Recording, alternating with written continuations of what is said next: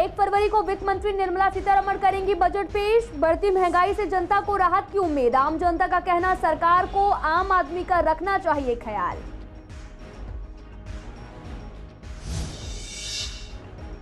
गांधीनगर के कारोबारियों को बजट 2023-24 से काफी उम्मीदें। कारोबारियों का कहना, सरकार टैक्स रिफॉर्म के जरिए कारोबार को देगी बढ़ावा। बजट को लेकर कारोबारियों में उत्साह। जीएसटी के दायरे में हो पेट्रोल डीजल गैस को लाने से ग्राहकों को होगा फायदा। महिलाओं का कहना, रसोई गैस के रेट होंगे कम। रेट बढ़ने से घर की रसोई पर पड़ा था बोझ। न्यू उस्मानपुर में बदमाशों ने बंदूक लेकर की ताबड़तोड़ गोलीबारी। गोलीबारी का वीडियो सोशल मीडिया पर वायरल। पुलिस ने एक आरोपी को किया गिरफ्तार। आरोपी का कहना, दूसरे पक्ष को डराने के लिए की थी गोलीबारी। हिंदूराव अस्पताल में 24 जनवरी को किशोरी के ऑपरेशन के दौरान बॉडी पार्ट्स चोरी करने का आरोप। पिछले 5 दिनों से पोस्टमार्टम के इंतजार में शव। उस्मानपुर से सब्जी मंडी थाने में मामला किया गया रेफर। नमस्कार, मैं आपके साथ अंकिता पाल। आप सभी का पूर्वी दिल्ली खास में एक बार फिर से स्वागत है। रुक करते हैं खबरों की तरफ।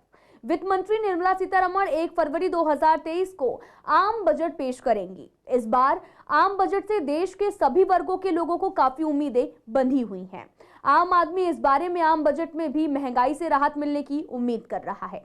पिछले महीने में हर चीज के दाम तेजी से बढ़े थे। खाने पीने के सामान से लेकर रसोई गैस सभी चीजों के दाम बढ़े हुए हैं। इस बार बजट में कई जरूरी चीजों पर भी टैक्स को सरकार कम करेगी। सरकार को बजट में आम आदमी का ख्याल रखना चाहिए। पिछले दिनों तेजी से बढ़ी महंगाई में सबसे ज्यादा परेशानी आम आदमी को हुई है। वहीं महिलाओं का कहना है कि गैस के रेट बढ़ने से सबसे ज्यादा असर घर के बजट पर पड़ा है। महिलाओं को उम्मीद है कि सरकार इस बार भी आम बजट में रसोई गैस के रेट को कम कर सकती है। ऐसा होने पर उन्हें काफी राहत भी मिलेगी। देखो, प्रॉपर्टी डीलर का तो इस तरह से फ़ायदा हो सकता है। बजट जैसे आ रहा है 1 फरवरी को, तो प्रॉपर्टी जो इस टाइम बहुत डाउन जा रही है।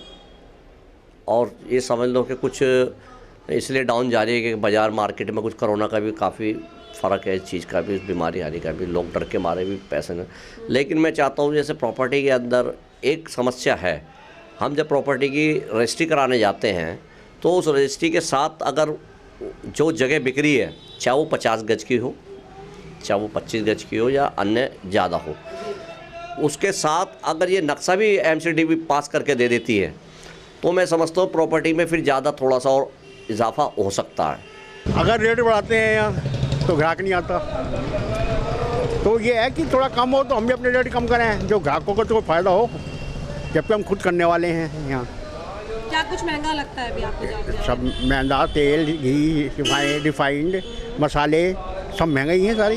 ये महिलाएं तो यही चाहती हैं कि बजट कम होना चाहिए हर चीज़ में। देखो, गैस सिलेंडर इतने महंगे हो रहे हैं तो वो भी खाने की चीज़ें सारी महंगी हो रही हैं। आटा गेहूँ इतना महंगा हो रहा है तो आम जनता कैसे काम चलाएगी। बजट 2023-24 से लोगों ने काफी उम्मीदें हैं और ये बजट काफी लोक लुभावन भी होगा। और कारण है कि अगले साल लोकसभा चुनाव भी हैं। इसके अलावा इस साल कई राज्यों में आम चुनाव भी होने वाले हैं। वहीं गांधीनगर के कारोबारियों को वित्त मंत्री से इस बजट से काफी उम्मीदें भी हैं। कारोबारियों को उम्मीद है कि सरकार टैक्स रिफॉर्म के जरिए कारोबार को बढ़ावा देने का प्रयास कर सकती है। कुछ व्यापारियों ने कहा कि जैसा कि बजट आ रहा है तो महिलाओं को लेकर भी उन्हें कुछ ना कुछ सोचना चाहिए, क्योंकि हर चीज महंगी हो चुकी है। इससे घर चलाना भी काफी मुश्किल हो रहा। कहीं ना कहीं कल के बजट को लेकर सब लोग उत्साहित भी हैं, लेकिन चिंता इस बात की है कि क्या उनके हक में ये फैसला आएगा या फिर नहीं। बजट में हम व्यापारी वर्ग तो ये चाहता है कि जो जीएसटी तरह लागू कर रखा हमारे पर, उसको कम किया जाए और ऐसे प्रावधान बनाए जाए व्यापारियों को कुछ थोड़ी सुविधा मिले। हमें एक तो काम का मंदा, ऊपर से जीएसटी, इनकम टैक्स और इतने टैक्स भर दिए हैं हमारे को, उससे बड़ी परेशानी है। मेरी सरकार से ये अनुरोध है मेरा कि जो बजट लाएं उसमें कम से कम गृहिणियों के बारे में अवश्य सोचे, क्योंकि जिस तरीके से गृहस्थ चलाना मुश्किल हो रहा है, जिस तरीके से महंगाई दर बढ़ती जा रही है, उसके विषय में सरकार को अवश्य सोचना चाहिए। और जहां तक बात व्यापारियों की करेंगे तो व्यापार भी टैक्स के चक्कर में काफी जो है उलझता जा रहा है, लोग भी परेशान होते जा रहे हैं। तो एक बार टैक्स के बारे में भी सरकार को सोचना चाहिए और बजट को इस तरीके से लाना चाहिए, इतने लुभावने होने चाहिए कि चीजों को सरलता से लोग खरीद सके, बेच सके और उसका जो है टैक्स जो है उसको भर सके। कल बजट आने वाला है। हम सब व्यापारी गवर्नमेंट से हमेशा उम्मीद रहती है, लेकिन हमेशा गवर्नमेंट हम व्यापारियों के लिए कभी अच्छा नहीं सोचा है। इस बार बहुत उम्मीद है कि व्यापारी कोरोना से अभी तक उभरा नहीं है, जीएसटी से अभी तक उभरा नहीं है, तो गवर्नमेंट के लिए बहुत उम्मीद है हर व्यापारी को ये बजट में व्यापारी के लिए कुछ अच्छी राहत मिलेगी। 2022 में देश के लोगों को महंगाई से दो चार होना पड़ा था। गैस की कीमतों से लेकर पेट्रोल डीजल के दाम से आम लोगों को काफी मुश्किलों का भी सामना करना पड़ा था। इसी मसले पर हमारी संवाददाता ने आम जनता से बात की कि क्या पेट्रोल डीजल को बजट जीएसटी के दायरे में लाना चाहिए। तो साथ ही आम जनता का कहना है कि पेट्रोल डीजल को जीएसटी के दायरे में लाने से ग्राहकों को भी काफी फायदा होगा। इससे बहुत हद तक महंगाई भी कम हो जाएगी। इसमें सबसे पहला तो है पेट्रोल और डीजल को जीएसटी में लेके आना चाहिए, क्योंकि अगर जीएसटी में नहीं लाते हैं तो हर स्टेट गवर्नमेंट अपना अलग वैट इस पे लगाती है, हर स्टेट में अलग इसका रेट है। तो अगर आप जीएसटी में लाओगे तो हिंदुस्तान में, पूरे हिंदुस्तान में एक रेट होगा और कम से कम सस्ता वो जरूर 10 से 15 रुपये पर लीटर उसमें रेट में फ़र्क आएगा। पिछले 8 सालों में टैक्सों के नाम पर पेट्रोल डीजल पर सरकार ने लाखों करोड़ रुपए जनता से वसूले हैं। तो ऐसे में राहत देते हुए सरकार को तुरंत इस बार बजट में पेट्रोल डीजल को जीएसटी के दायरे में लाना चाहिए और सरकार को राहत देनी, आम जनता को राहत देनी चाहिए। मेरे हिसाब से तो पेट्रोल और डीजल को भी जब सारी चीज़ें जो है, सारी वस्तुएं जो है वो जीएसटी के दायरे में है, तो इन दोनों चीज़ों को भी लेके आना चाहिए। लेकिन ये अब सरकार का अपना आपस का वो है कि क्योंकि ये एक इंटरनेशनल लेवल की जो है चीज़ है, इस पर सरकार क्या कदम उठाती है मैं उसको कह नहीं सकता।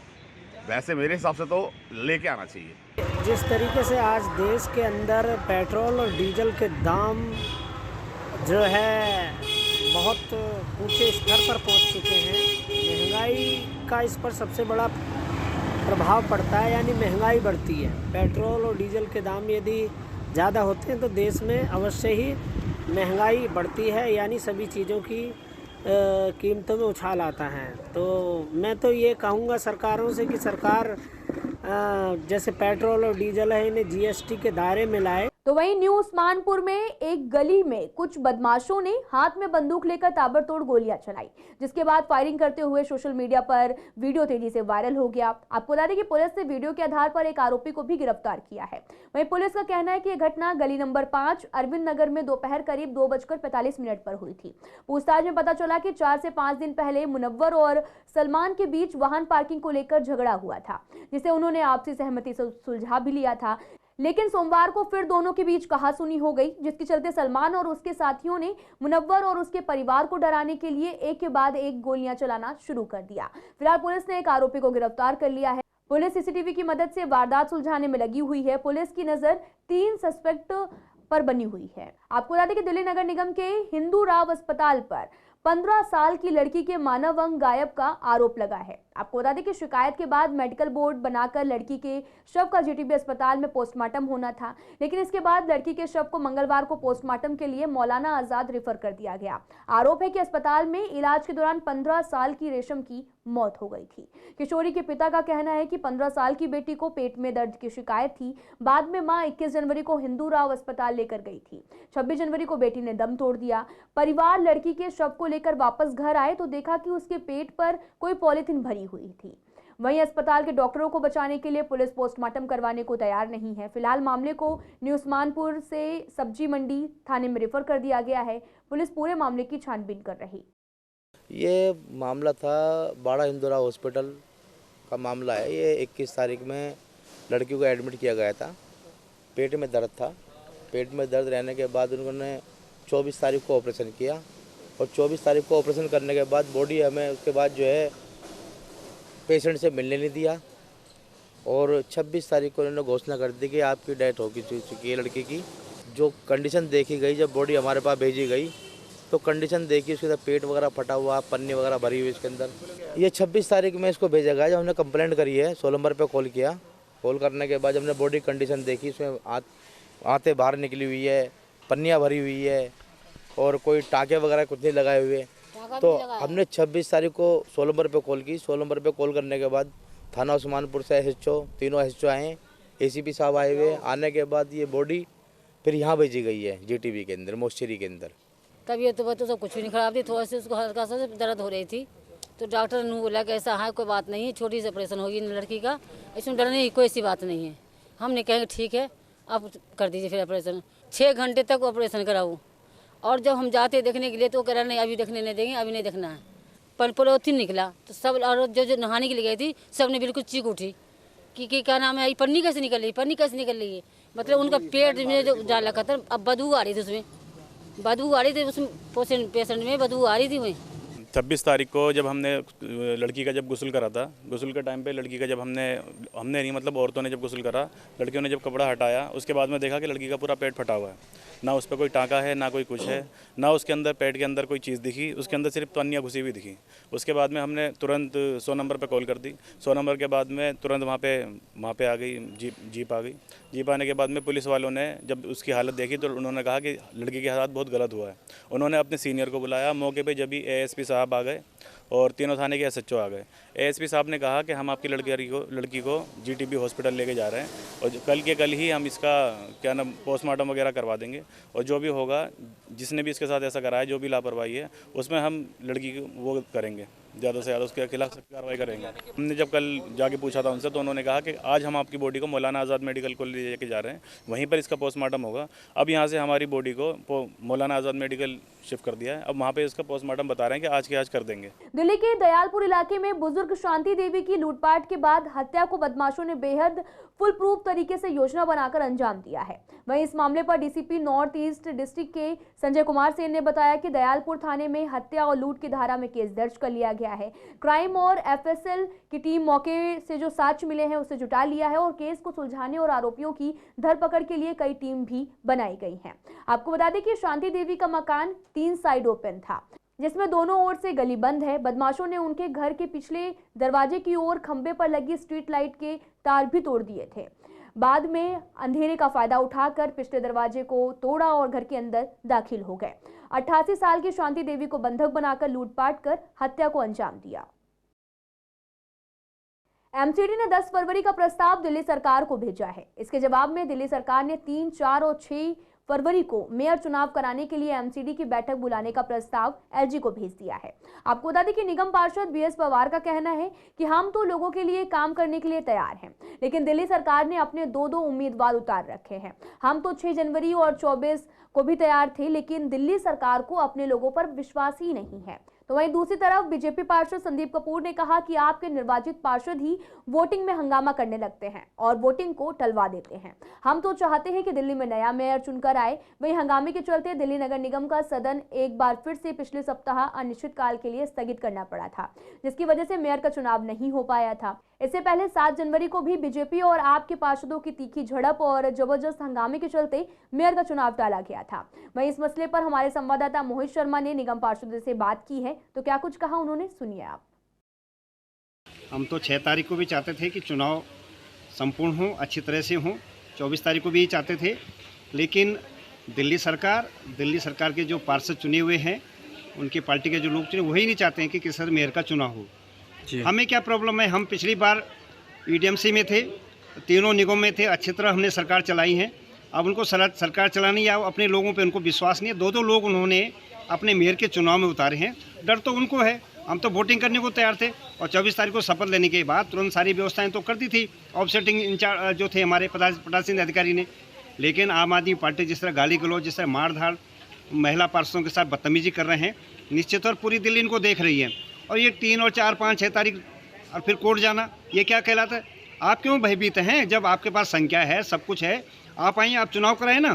3, 4 और 6 फरवरी को दिल्ली सरकार ने डेट्स दी हैं और मुझे लगता है कि ये चुनाव हो जिससे जनता के रुके हुए काम जो नहीं हो पा रहे वो हो। और भारतीय जनता पार्टी तो तैयार है कि जो भी लोकतंत्र के अंदर, चाहे वो हार है चाहे जीत है, उसे एक स्पोर्ट्समैन स्पिरिट में लेना चाहिए। और मैं आशा करता हूं कि जल्दी से मेयर के चुनाव हो और उसके आगे जोन चेयरमैन, स्टैंडिंग कमेटी, सारे चुनाव हो, जिससे निर्वाचित प्रतिनिधि जो है, जो रुके हुए काम है जनता के, वो करवा सके। दिल्ली नगर निगम में तनख्वाह की तंगी अभी तक खत्म नहीं हुई है।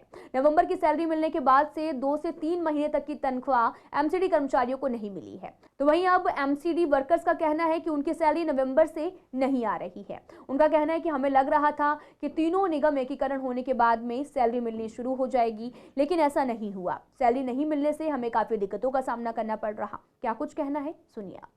ये जो सैलरी की समस्या ये आज की नहीं है, 2015-16 से ये लगातार हम लोग सफ़र कर रहे हैं और कम से कम 3-4 महीने का गैप रहता है। आज 31 जनवरी है और अक्टूबर, नवंबर, दिसंबर, जनवरी अभी तक 4 महीने की सैलरी अब ड्यू हो चुकी है, मतलब 4 महीने की सैलरी पेंडिंग है जो अभी तक नहीं आई है।